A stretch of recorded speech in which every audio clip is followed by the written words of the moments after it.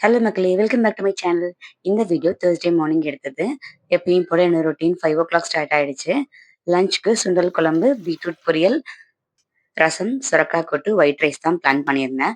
Morning பிரேக்ஃபாஸ்ட்டுக்கு கிச்சடியும் தேங்காய் சட்னியும் தான் இன்னைக்கு ரெடி பண்ணேன். சுண்டல் குழம்புக்கு நைட்டே நான் ஊற வச்சு வச்சிருந்த சுண்டல் எடுத்து வேக வச்சு வச்சுக்கிட்டேன். பொரியலுக்கு கட் பண்ணி வச்சிருந்த பீட்ரூட்டையும் ஒரு சைடில் வேக வைக்கிறதுக்காக உப்பு போட்டு ஸ்டவ் ஆன் பண்ணி அதை ரெடி பண்ணி வச்சுட்டேன். சைட் பை சைடில் ரசத்துக்கும் தேவையான பொருளை வேக வைக்கிறதுக்கு ஒரு பேனில் தண்ணி, தக்காளி, அதுக்கப்புறமா புளியெல்லாம் சேர்த்து வேக வச்சு ரெடி பண்ணிக்கிட்டேன். லாஸ்ட் 1 மந்த்தாக ஃபேமிலியில் இருக்க எல்லாருக்குமே ஹெல்த் இஷ்யூஸ் மாற்றி மாற்றி வந்துட்டு இருந்ததுனால என்னால் எந்த வீடியோவுமே ஷூட் பண்ண முடியல. அப்பப்போ ஏதோ ஷார்ட்ஸ் வீடியோ எடுத்து கொஞ்சம் டைம் கிடைச்சதுனால அதை மட்டும் எடுத்து போட்டுட்டு இருந்தேன். லாங் வீடியோ எடுக்கிறதுக்கு இப்போ தான் எனக்கு டைம் கிடைச்சிது. ஏன்னா இப்போ தான் என்னோட நார்மல் ரொட்டீனே ஸ்டார்ட் ஆயிருக்குது. ஃபர்ஸ்ட்டு ஹெல்த் இஷ்யூ எங்கள் வீட்டு குட்டிக்கு தான் ஸ்டார்ட் ஆச்சு. அதுக்கப்புறமா எனக்கு கோல்டு ஃபீவர்னு வந்துச்சு. அதுக்கப்புறமா பல்லு வலி வந்துச்சு. ஸோ பல்லு வலி வந்துச்சுன்னு செக் பண்ண போனா, அங்க விஸ்டம் டூத் 4 இருக்குதுன்னு சொல்லிட்டு அத ரிமூவ் பண்ணணும்னு சொல்லிட்டாங்க. 1 பல்லு 2 பல்லுனா கூட பரவாயில்லங்க. அட் அ டைம்ல 4 பல்லையும் ரிமூவ் பண்ணியே ஆகணும்னு சொன்னதுனால பயங்கர பெயின். அது ரெக்கவர் ஆகி வர்றதுக்கு எனக்கு ஒரு 10 டேஸ் ஆச்சு. சரி அது ரெக்கவர் ஆச்சுன்னு பார்த்தா, அதுக்கப்புறமா இந்த டேப்லெட்ஸ் எல்லாமே எனக்கு ரொம்ப பவர்ஃபுல்லா இருந்ததுனால அல்சர் ஃபார்ம் ஆயிடுச்சு. ஸோ அல்சர் ஃபார்ம் ஆனது கியூர் ஆகுறதுக்கு மறுபடியும் எனக்கு ஒரு 1 வீக் ஆச்சு. இப்படியே மாத்தி மாத்தி டேப்லெட்ஸ் பெயின்னு அனுபவிச்சதுல இந்த 1 மந்த் எப்படி போச்சுன்னே தெரியல. இப்பதான் எங்களோட பேக் டு லைஃப் ரொட்டீனுக்கு நாங்களே வந்திருக்கோம். ஸோ ஆஃபீஸ்க்கு போறதுக்கு முன்னாடி எப்பயும் போல குக் பண்ணி முடிச்சுட்டு போகணும் இல்லையா? அதுக்கு தான் மார்னிங் பிரேக்ஃபாஸ்ட், லஞ்ச்லாம் ரெடி பண்ணிட்டு இருந்தேன். மார்னிங் பிரேக்ஃபாஸ்ட்டுக்கு கிச்சடிக்கு தேவையான வெஜிடபிள்ஸ் எல்லாமே கட் பண்ணி எடுத்துக்கிட்டேன். 3 ஸ்டவ்வுமே எங்கேஜ்டா இருக்கிறதுனால இந்த டைம் யூட்டிலைஸ் பண்ணி எல்லா வெங்காயம், தக்காளி எல்லாத்தையும் கட் பண்ணி ரெடியா எடுத்து வச்சுக்கிட்டேன்.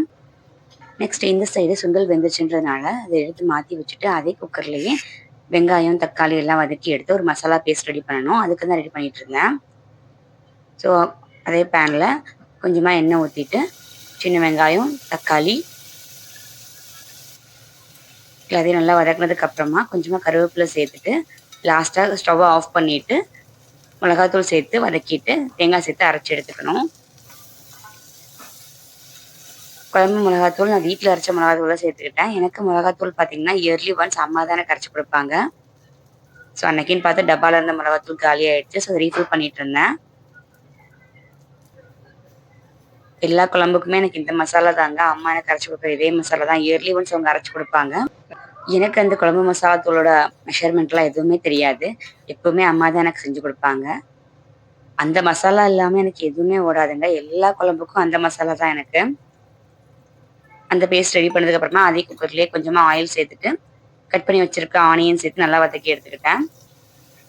வெங்காயம் நல்லா வதங்கினதுக்கு அப்புறமா நான் அரைச்சி வச்சிருக்க பேஸ்ட் எல்லாம் சேர்த்து முடிச்சுட்டு குழம்புக்கு தேவையான அளவு தண்ணி, அதுக்கப்புறமா வேக வச்சு வச்சிருக்க சுண்டல், லாஸ்ட்டாக புளி தண்ணியும் சேர்த்து குக்கரை மூடி வச்சுட்டு வேக வச்சிடுறது தாங்க. 2 விசில் விட்டா போதும், குழம்பு சூப்பராக ரெடி ஆயிரும். நீங்க குழம்பு வந்து குக்கரில் நிறையா வைக்கிறீங்க அப்படின்னா லாஸ்ட்டாக அதை மூடி வைக்கும்போது 2 ஸ்பூன் எண்ணெய் சேர்த்து மூடி வைக்கிறீங்க அப்படின்னா குழம்பு வீணாக பொங்கி ஸ்டவ்லாம் நாஸ்தி ஆகாது.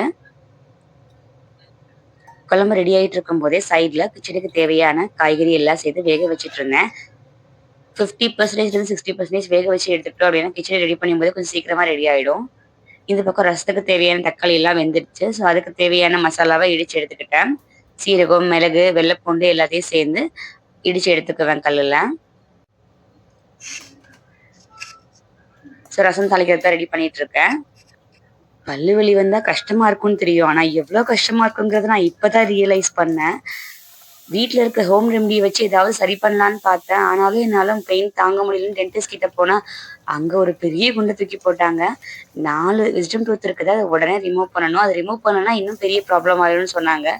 சரி அட்லீஸ்ட் இதை ரிமூவ் பண்ணிட்டா உடனே நமக்கு ரிலீஃப் கிடைச்சிடும்னு பார்த்தேன். அதுக்கும் ஓகே சொல்லிட்டு ஒரு நாள் சர்ஜனோட அப்பாயின்மெண்ட்டை புக் பண்ணிட்டு போய் பார்த்தா அதை ரிமூவ் பண்ண 1 வீக் எனக்கு அவ்வளோ பெயின்ங்க. என்னால் எதுவுமே சாப்பிட முடியல. ஒழுங்கா சாப்பிடாம டேப்லெட் போட்டு அல்சர் வந்தது தான் மிச்சம். சரி ஓகே இதாவது சரியாயிடும், இதோட முடிஞ்சிச்சுன்னு சொல்லிட்டு தான் விட்டுட்டு ஒரு வழியா தைரியமா எல்லாத்தையும் ஃபேஸ் பண்ணி ரெக்கவர் ஆகி வந்தாச்சு. இப்படியோ ஃபர்ஸ்ட் டிஷ் ரெடி ஆயிடுச்சு. ரசம் ரெடியானவொடனே இன்னொரு பாத்திரத்துல மாத்தி வச்சுட்டேன். அப்பாடா ஒரு டிஷ் ரெடி ஆயிடுச்சுன்னு நமக்கு ஒரு பிசினஸ் வரும் பாருங்க. இன்னும் குழம்பு மட்டும்தான் குழம்பையும் ஓப்பன் பண்ணி பார்த்தேன், அதுவும் ரெடி ஆயிடுச்சு. இதை தாளிச்சு இறக்கிட்டோம்னா குழம்பு ஃபினிஷ்டு தான்.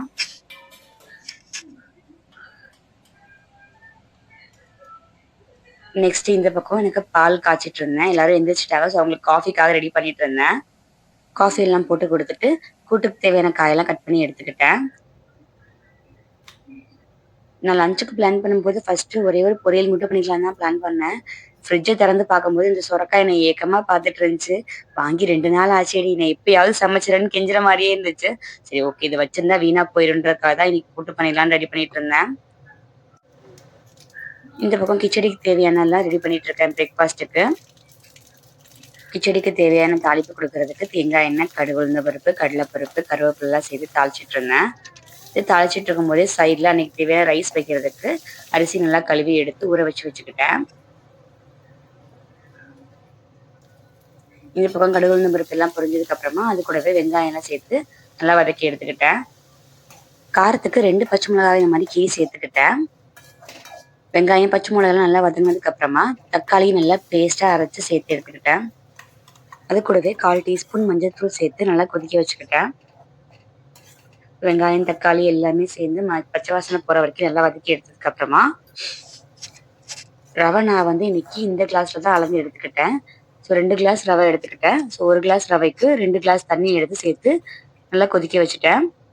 தண்ணி கொதிச்சதுக்கு அப்புறமா நான் ஆல்ரெடி பாயில் பண்ணி வச்சிருக்க காய்கறி எல்லாம் சேர்த்துட்டு அது நல்லா கொதிச்சதுக்கு அப்புறமா ரவையும் சேர்த்து கிண்டி எடுத்துக்கலாம். அவ்வளவுதான். எனக்கு உப்புமாலாம் சுத்தமா பிடிக்கவே பிடிக்காதுங்க. ஆனா அவருக்கும் என் பையனுக்கும் பிடிக்கும், சாப்பிடுவாங்க. பட் எனக்கு உப்புமா எப்படி செஞ்சு கொடுத்தாலும் எனக்கு பிடிக்காது. உப்புமா ரெடி ஆகிட்டு இருக்கும்போது இந்த பக்கம் குழம்புக்கு தாளிச்சு எடுத்துக்கிட்டேன். தாளிச்சதுக்கு அப்புறமா லாஸ்டா கொஞ்சமா நல்லெண்ணெய் சேர்த்துட்டு அது கூட கொத்தமல்லி தலையும் சேர்த்து இறக்கிட்டேன் குழம்ப. இந்த பக்கம் மாத்தி வச்சுட்டேன் பாத்திரத்துக்கும். ஒவ்வொரு டிஷ்ஷா ரெடியாக அப்பாடா இந்த வேலை முடிஞ்சது அந்த வேலை முடிஞ்சதுன்னு மனசுக்கு ஒரு ஹாப்பினஸ் வரும் பாருங்க. நெக்ஸ்ட் இந்த பக்கம் கிச்சடிக்கும் தேவையானதெல்லாம் சேர்த்துட்டு கிண்டி எடுத்துக்கிட்டேன். ஸோ ரவையெல்லாம் நல்லா ஃபுல்லாக தண்ணியெல்லாம் அப்சர்வ் பண்ணி நல்லா வெந்துருச்சு. லாஸ்ட்டாக கொஞ்சமாக தேங்காய் எண்ணெய் சேர்த்துட்டு கூடவே கார்னிஷ்க்கு கொத்தமல்லி இலையும் சேர்த்து இறக்கிட்டேன். உங்களுக்கு தேங்காய் எண்ணெய் பிடிக்கல அப்படின்னா நீங்கள் நெய் கூட சேர்த்து இறக்கிடலாம். அதை பிரேக்ஃபாஸ்ட் ரெடி பண்ணிட்டு இருக்கும்போது எங்கள் வீட்டு குட்டி சார் எந்திரிச்சு விளையாடிட்டு இருந்தாரு. அவரோட மார்னிங் ரொட்டீன்லாம் வாட்ச் பண்ணுறது எல்லாமே அவர் தாங்க. ஏன்னா எனக்கு குக்கிங்க்கே டைம் கரெக்டாக இருக்கும். ஸோ லாஸ்ட்டாக கூட்டு செய்யறதுக்கும் சுரக்காய் கட் பண்ணி எடுத்து வச்சிருந்ததையும் சேர்த்து துவரம்பருப்பு, பாசிப்பருப்பு, வெங்காயம், தக்காளி, பூண்டு, பச்சை மிளகா, மஞ்சத்தூள் எல்லாம் சேர்த்து கொஞ்சமாக தண்ணி சேர்த்துட்டு உப்பு தேவையான அளவு சேர்த்து குக்கரை மூடி வச்சுக்கலாம். கூட்டுக்கு தண்ணி சேர்க்கும் போது பார்த்து சேர்க்கணுங்க. ஏன்னா இந்த காய் தண்ணி உங்களுக்கு நிறைய வெளியே வரும் வேகும் போது. ஸோ அதனால தண்ணி அளவாக தான் சேர்க்கணும். இன்னைக்கு அவனோட ஸ்நாக்ஸ் பாக்ஸுக்கு பனானா பேன்கேக் தான் செஞ்சு எடுத்துக்கிட்டேன். அதுக்கு 2 நல்ல பழுத்த வாழைப்பழமா சேர்த்து நல்லா இந்த மாதிரி மசிச்சு எடுத்துக்கிட்டேன். அது கூடவே 1 கப் கோதுமை மாவு சேர்த்துட்டு அது கூட நாட்டு சக்கரை சேர்த்துக்கிட்டேன். நான் இன்னைக்கு முட்டை எதுவுமே சேர்க்கல இதுல. ஸோ 2 ஸ்பூன் நாட்டு சக்கரை சேர்த்து கொஞ்சமா தண்ணி சேர்த்துட்டு லம்ஸ் இல்லாம இந்த மாதிரி கலந்து எடுத்துக்கணும். கலந்ததுக்கு அப்புறமா நம்ம தோசைக்கல்ல இந்த மாதிரி ஊத்திட்டு நெய் சேர்த்து 2 பக்கமும் வேக வச்சு எடுத்துக்கலாம்.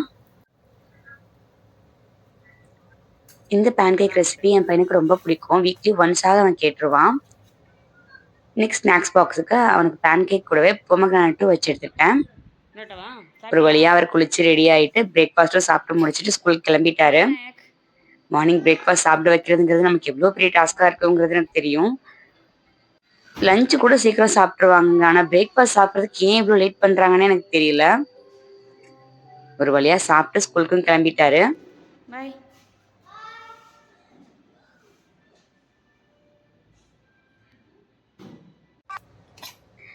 அவரை அனுப்பிட்டு பார்க்கும்போதே எனக்கு கூட்டுக்கு தேவையானதெல்லாம் வெந்து ரெடியா இருந்துச்சு. ஸோ இதுக்கெல்லாம் தாளிக்கணும். கிச்சடிக்கு அவருக்கு சட்னி இல்லாம சாப்பிட முடியாது. ஸோ சட்னியை ரெடி பண்ணி எடுத்துக்கிட்டேன் கிச்சடிக்கு. ஒரு வழியா எல்லா டிஷ்ஷும் ரெடி பண்ணிட்டேன். ஒன்னொன்னா தாளிச்சு எடுத்து வச்சிட வேண்டியதான். ஸோ ஃபர்ஸ்ட் கூட்டுக்கு தேவையான தாளிப்பு தான் ரெடி பண்ணிட்டு இருக்கேன். கூட தாளிக்கிறதுக்கு கடுகு, உளுந்து பருப்பு, கடலைப்பருப்பு, கருவேப்பிலை, 2 காஞ்ச மிளகாய் சேர்த்துட்டு கொஞ்சமா வெங்காயம் சேர்த்து நல்லா வதக்கிட்டு பெருங்காயம் சேர்த்து தாளிச்சு எடுத்துக்கிட்டேன். கூட்டு தாளிச்சதுக்கு அப்புறமா சட்னிக்கு தாளிக்கிறது, அதுக்கப்புறமா பொரியல் பண்றதுக்கு எல்லாமே ரெடி பண்ணிட்டு இருந்தேன். ஃபர்ஸ்ட் எங்க வீட்டு குட்டி சாருக்கு தாங்க கோல்டுல ஆரம்பிச்சது. அது அப்படியே எனக்கு ஸ்ப்ரெட் ஆச்சு. அப்படியே ஃபீவர்ல வந்துச்சு. சரி ஃபீவர் தான் முடிஞ்சதுன்னு பார்த்தா பல்லு வலி வந்துச்சு. பல்லு வலியும் முடிஞ்சிரும்னு பார்த்தா, அது எங்கேயோ போய் விட்டு கடைசியில எல்லா 1 மந்த் எப்படி போச்சுன்னே தெரியல. ஹெல்த் இஷ்யூஸ்ன்னு. இப்படியே போய் இந்த 1 மந்த்துக்கு அப்புறமா இப்ப தான் ஃபுல்லா ரெக்கவர் ஆயி நார்மல் ரொட்டீனுக்கு வந்திருக்கோம் எல்லாருமே. ஸோ லஞ்சுக்கு எல்லாம் ரெடி பண்ணிட்டு, எனக்கு வந்து தேங்காய் போடுறது பிடிக்காது காயில. எனக்கு தேவையான காய எடுத்து வச்சுக்கிட்டு, அவங்க எல்லாத்துக்கும் தேங்காய் போட்டு செஞ்சு வச்சுட்டேன். இந்த சைடு ரைஸையும் நல்லா வடிச்சு எடுத்து வச்சுட்டேன். எல்லாம் செஞ்சது எல்லாத்தையும் வேற ஒரு பாத்திரத்துக்கு மாத்திட்டு, எல்லாத்தையும் கிளீன் பண்ணி கழுவி வச்சுட்டு போணும். அப்பதான் எனக்கு கொஞ்சம் நிம்மதியா இருக்கும். என்னம்மா சமையல்லாம் முடிஞ்சா?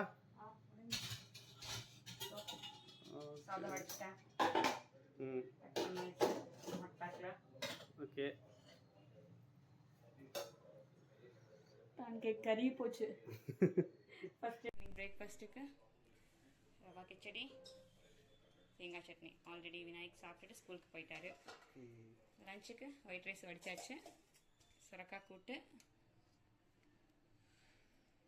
பாசிப்பருப்பு, துவரம்பருப்புலாம் போட்டு வச்சுருக்குது, பீட்ரூட் பொரியல்,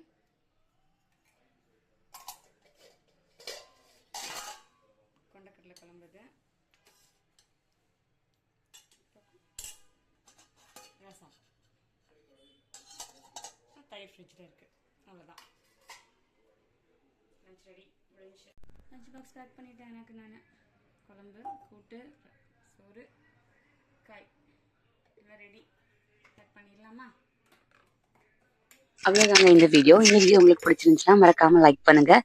என்னோட வீடியோ உங்களுக்கு பிடிச்சிருந்துச்சுன்னா மறக்காமல் எங்களோட மொகா ஃபேமிலி லைஃப் ஸ்டைல் சேனலை சப்ஸ்கிரைப் பண்ணிக்கோங்க. இன்னொரு வீடியோவில் பார்க்கலாம். தேங்க்ஸ் ஃபார் வாட்சிங். Bye by.